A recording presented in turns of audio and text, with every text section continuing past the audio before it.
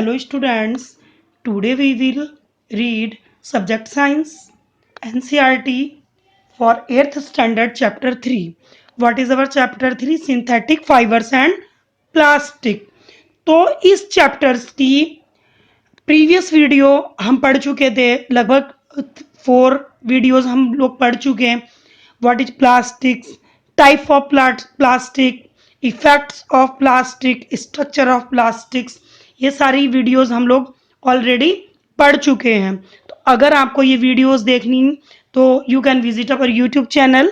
And अब today our topic is that plastic harming environment, यानी कि आज हम पढ़ेंगे plastic and environment. So today our topic is plastic harming environment, यानी कि कैसे हार्मफुल होता प्लास्टिक और इन्वायरमेंट, ये दोनों के दोनों प्लास्टिक कैसे इफेक्ट करता इसको. तो आज हमारा टॉपिक यही होगा. So students, it is the page of your text book 8th standard, ये 8th स्टैंडर्ड की टेक्स्ट बुक का पेज है और ये हमारा आज का टॉपिक है plastic and the environment. Okay, let's start.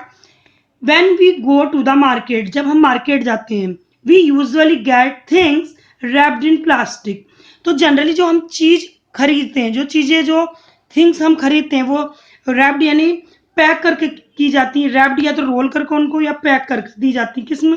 In the polythene bags, जो पॉलीथीन बैग्स मार्केट में अवेलेबल होते हैं.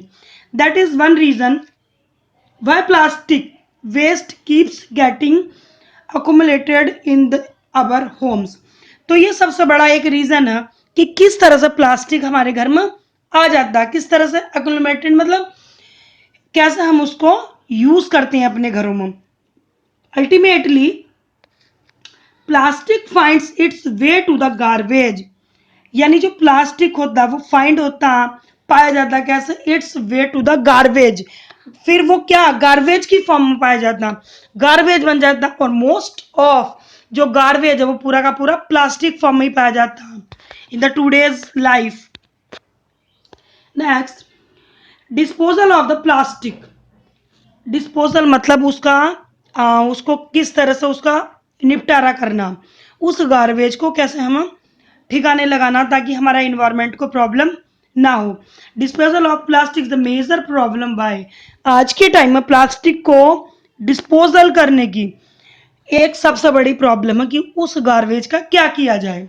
अ material which gets decomposed through the natural process, वह मटेरियल जिसमें कोई भी वह मटेरियल जो डिकम्पोज्ड किया जाए, यानी कि जिसको गलाया जाए, सड़ाया जाए, और थ्रू द नेचुरल प्रोसेस के द्वारा, such as action by the bacteria, जिसमें क्या करते हैं बैक्टीरिया, क्या करते हैं उसको एक सॉल्युबल फॉर्म में बना देते हैं, उसको मतलब सॉफ्ट कर देते हैं और उसको मतलब पूरा डिकम्पोज्ड कर देते हैं. यानी कि कहो उसको तो वो पूरा का पूरा मतलब कि इस फॉर्म में बन जाता कि हमारे जो नेचुरल जो इन्वायरमेंट होता उसके लिए कोई भी इफेक्ट नहीं होता, मतलब वो पूरा गल कर तैयार हो जाता, एक मैन्यूर के फॉर्म में बन जाता. तो इस कॉल्ड द बायोडिग्रेडेबल, यानी किसी मटेरियल को डिकम्पोज करने का natural process by the action of bacteria, जिससे बैक्टीरिया वर्क कर रहे हो, इस called the biodegradable. Biodegradable means biodegradable का मतलब हम कोई भी चीज जो पूरी तरह से सड़ जाए और गल जाए, यानी कि उसका भंडारण आसानी से हो जाए, उसको हमको मतलब वो चीज ऐसी हो जिससे हमारे इन्वायरमेंट को या हमें कोई भी दिक्कत ना हो, पूरी तरह से बायोडिग्रेडेबल हो जाए. अब मैं नेक्स्ट अगर मैं बात करती हूँ, okay, a material which not easily decomposed. अब ऐसा मटेरियल जो इजिली डिकम्पोज्ड नहीं होता बाय द नेचुरल प्रोसेस के द्वारा, इस टर्म्ड नॉन बायोडिग्रेडेबल. अब वो नॉन बायोडिग्रेडेबल कहलाता, यानी बैक्टीरिया का कोई उसके ऊपर कोई फर्क नहीं पड़ता, कोई एक्शन नहीं होता बैक्टीरिया का, और वो नेचुरल प्रोसेस के द्वारा हमारा क्या डिकम्पोज्ड भी नहीं होता, जैसा का तैसा रहता है. It's called the non biodegradable. अब हम पढ़ेंगे कि बायोडिग्रेडेबल और नॉन बायोडिग्रेडेबल वेस्ट क्या होते हैं। चलो देख लेते हैं। Let's see the table 3.3। ये आपकी बुक की एक टेबल दी हुई है, चलो इसको देख लेते हैं हम। So it is that types of waste, approximate time taken to degrade, मतलब अप्रोक्सीमेट टाइम कोई भी चीज जो लेती है डिग्रेड डिकम्पोज होने के लिए। डिग्रेड मतलब पूरे अच्छे से उसको डिकम्पोज होने के लिए। Natural of nature of material, और नेचर का क्या मटेरियल है, मतलब उस मटेरियल को नेचर में क्या कहा जाएगा। First of all peels of vegetable, peels means छिलके, peels of vegetable and fruits, leftover food stuff etcetera, मतलब बचे हुए खाने की चीजें और सब्जी और फलों के छिलके वो क्या कहलाते हैं, वो डिकम्पोज होने में कितना टाइम लेते हैं, 1 to 2 वीक, 1 से 2 वीक में पूरे डिकम्पोज हो जाते हैं, सल जाते हैं, गल जाते हैं। और वो क्या हो गए बायोडिग्रेडेबल, क्योंकि वो नेचुरल प्रोसेस के द्वारा, जो सब्जियों के छिलके हो गए और ये फ्रूट्स के छिलके हो गए, तो बैक्टीरिया उसके ऊपर बैक्टीरिया एक्टिव हो जाते हैं और बैक्टीरिया क्या कर देते हैं, उसको डिकम्पोज हो जाते हैं, कर देते हैं। तो ये एक नेचुरल प्रोसेस हो गया। सेकंड की अगर बात करते हैं पेपर, तो पेपर 10 to 30 डेज, 10 से 30 दिन में ही ये क्या हो जाता है, डिकम्पोज हो जाता है, इट इज बायोडिग्रेडेबल।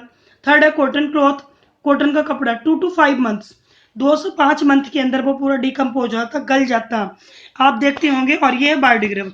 कॉटन के जो कपड़े होते हैं, मैंने पढ़ाया था, बहुत अधिक स्वेट पसीना को सोख लेते हैं, वाटर को एब्जॉर्ब्स करने की उनके अंदर स्ट्रेंथ पाई जाती है, इसलिए वो भी जल्दी डिकम्पोज हो जाते हैं। नेक्स्ट वुड, 10 to 15 ईयर्स लग जाते हैं डिकम्पोज होने में, लेकिन ये पूरी तरह डिकम्पोज हो जाता, तो ये भी क्या होगा, biodegradable.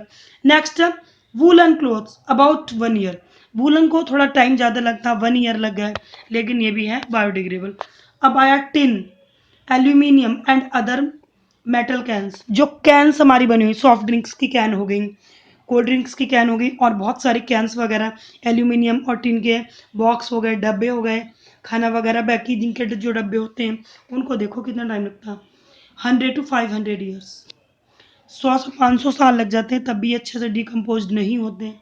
It is called the non biodegradable, ये नॉन बायोडिग्रेडेबल कहलाते हैं, और ये हमारे इन्वायरमेंट के लिए बहुत ही हार्मफुल होते हैं। Next, so next is that plastic bags, plastic bags है सेवरल ईयर्स, बहुत सेवरल मतलब बहुत से ईयर लग जाते हैं डिकम्पोज के होने के लिए, और ये भी टोटल नॉन बायोडिग्रेडेबल।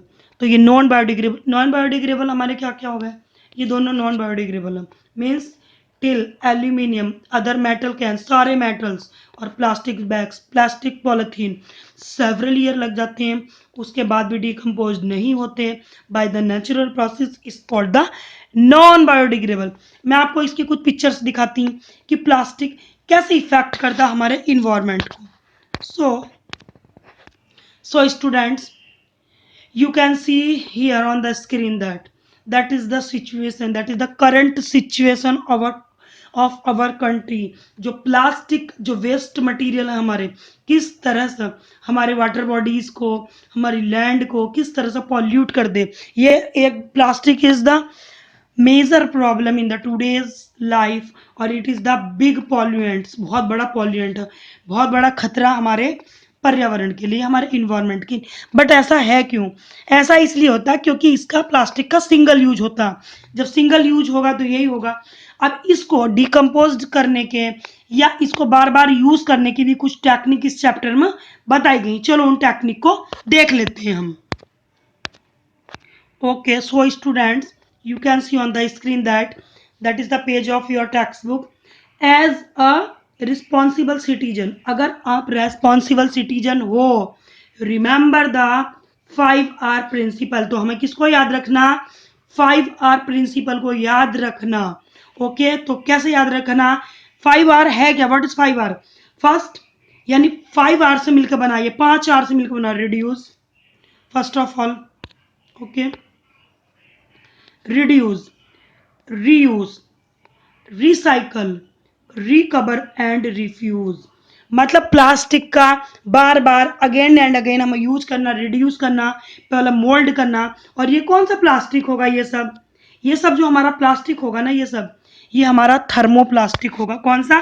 थर्मोप्लास्टिक। हमने 2 टाइप्स के प्लास्टिक पढ़े थे, थर्मोसेटिंग प्लास्टिक एंड थर्मोप्लास्टिक। तो ये थर्मोप्लास्टिक होगा जिसका हमें ये यूज करना, रिड्यूस, पहले उसको मोल्ड करना, फिर रीयूज करना, दोबारा से यूज करना उस प्लास्टिक को मोल्ड करने के बाद, रिसाइकिल करना, बार बार दूसरी चीजें बनानी, रिकवर करना, ध्यान रहे उसका शेप और स्ट्रक्चर जैसा हम चाहते हैं वैसा मोल्ड करके बना सकते हैं, एंड रिफ्यूज, और वापस से अगर वो खराब हो जाता तो दोबारा से फिर उसको 5R में कन्वर्ट कर देते हैं। तो ये 5R principle we have to recall our mind, we have to learn it, कि हम अगर अपने इन्वायरमेंट को क्लीन रखना तो 5R प्रिंसिपल यूज करना पड़ेगा।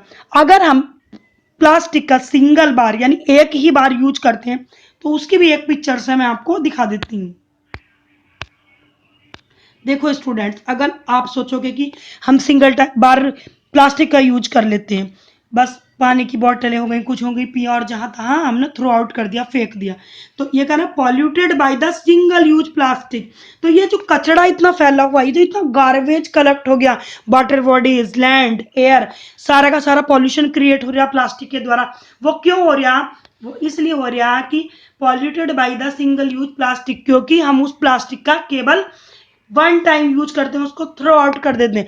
कभी ये थिंक नहीं करते कि इस प्लास्टिक का दूसरी चीजों में यूज हो सकता है, कुछ और चीजें बनाई जा सकती हैं हमारे घर में, रीयूज कर सकते हैं, रीड्यूस कर सकते हैं, यानी कि 5R कर सकते हैं अगर हम चाहें तो क्या होगा कि ये इतना जो गार्बेज जो हमारी वाटर बॉडीज को, जो हमारी लैंड को, जो हमारे इन्वायरमेंट को स्पेशली क्या कर रहा है, ये बहुत ही हार्म कर रहा है, तो इससे हम इसको सेव कर सकते हैं। Okay students, I hope you like this video and that is the last video of chapter. इसी के साथ अवर चैप्टर इज फिनिश्ड।